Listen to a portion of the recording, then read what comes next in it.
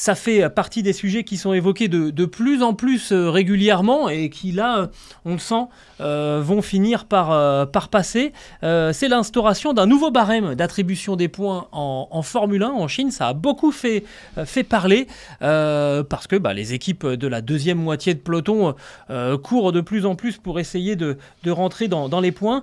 En gros, on ne change pas l'attribution des points jusqu'au 7e. Ça reste strictement identique à ce qui se fait encore aujourd'hui. 25 pour le vainqueur, 18 pour le second et ainsi de suite. Et c'est à partir finalement du 8e qu'on déclinerait de point en point pour arriver donc à attribuer 1 point au 12e, 2 points au 11e, 3 points au 10e.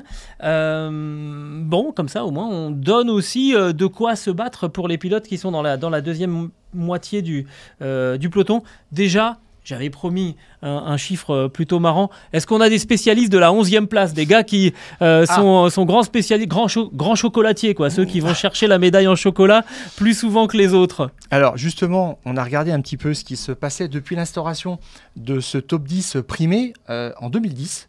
Précisément, le roi des 11e places, malheureusement par saison, on va commencer par saison, c'est Alguersuari qui en a eu 5 en 2010, Pérez en 2012 et Gutiérrez en 2016. Et on voit effectivement que là, ce sont les petites équipes qui sont concernées, Toro Rosso, Sauber, Haas. Et puis dans les pilotes qui ont cumulé 4 11e places dans la même saison, on voit Sutil, Maldonado, Pérez, Kvyat, Alonso, au temps où McLaren se débattait vraiment avec un moteur de GP2. Oui, en quelque sorte. Norris qui débutait aussi dans une écurie pas encore revenue au premier plan. Et puis Giovinazzi en 2021 avec Alfa Romeo. Donc on comprend cette demande des petites équipes. Et puis alors, tu parles de roi de la 11e place. Là, je citerai Sergio Pérez. Depuis 2010, il en a cumulé 22. Pas moins de 22. Et on retrouve d'ailleurs des pilotes actuels dans la suite de ce classement, des frustrés, malheureusement. Gasly, 15, 11e place. Alors on comprend ces frustrations parce qu'à une place près, ça change un petit peu tout. Et puis ça permet aussi de communiquer avec les sponsors, etc., d'exister tout simplement dans un classement. Et puis après, on a du Ricciardo, Stroll, Grosjean avec 13, Kvyat, Alonso et puis Albon, 9. Voilà. Alors, est-ce que pour toi, Gilles, ça te paraîtrait recevable? Je note par exemple, moi, j'aimerais encore une Formule 1, que la Formule 1 soit une méritocratie. Là, j'ai l'impression que ça serait une médiocratie. Alors, je ne parlerai pas de médiocrité peut-être, mais de quelque chose qui est assez médian où on récompense un petit peu les gens qui sont moyens.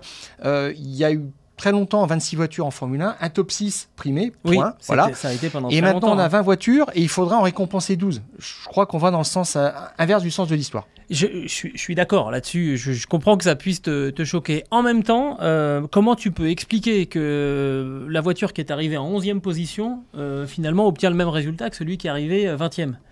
Et il faut quand même à un moment mettre une petite prime. Ça, c'est le premier argument.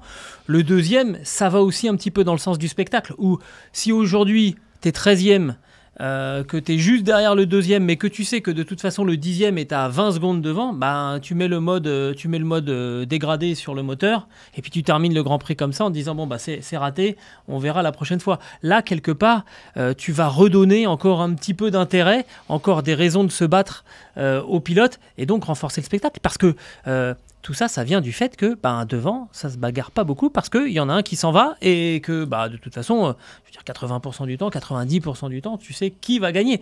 Il faut essayer de renforcer un petit peu l'intérêt. Et je ne crois pas que mettre des points aux 12 premiers, ça réduirait l'intérêt d'un Grand Prix. Regarde en MotoGP ce qui se passe, c'est les 15 premiers qui marquent des points. On n'a jamais remis en cause la légitimité des titres des pilotes MotoGP. Tout à fait, sachant que les top teams disent qu'on ne bouge pas l'attribution des points jusqu'aux 7 premiers, donc ça ne les concerne quasiment pas. Ça va être à la marge après.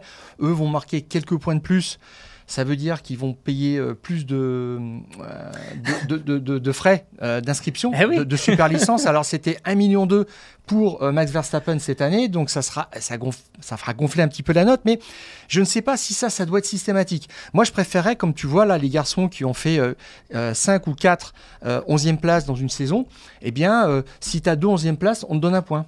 Oh là là, mais ça va devenir compliqué à calculer après pour le grand public. Pas tant compliqué que ça, parce qu'il y a des gens qui sont à la porte de ces points-là, et si ça t'arrive une fois dans l'année, c'est pas très grave, mais quand ça t'arrive 4 ou 5 fois, c'est un petit peu plus je préfère autant attribuer des points. Quelque chose. Voilà. Je préfère autant attribuer des points. Mais c'est marrant parce qu'on a eu la même idée. Je pensais avoir vraiment une remarque exceptionnelle en te disant que tout ça c'était fait pour améliorer les finances de la FIA, parce que les pilotes payant leur super licence par rapport au nombre de points marqués l'année précédente, ils vont marquer plus de points, donc ça va faire plus de gens, plus d'argent pour la FIA. Bon, je suis pas le seul à avoir eu l'idée, on est vraiment connectés, Stéphane.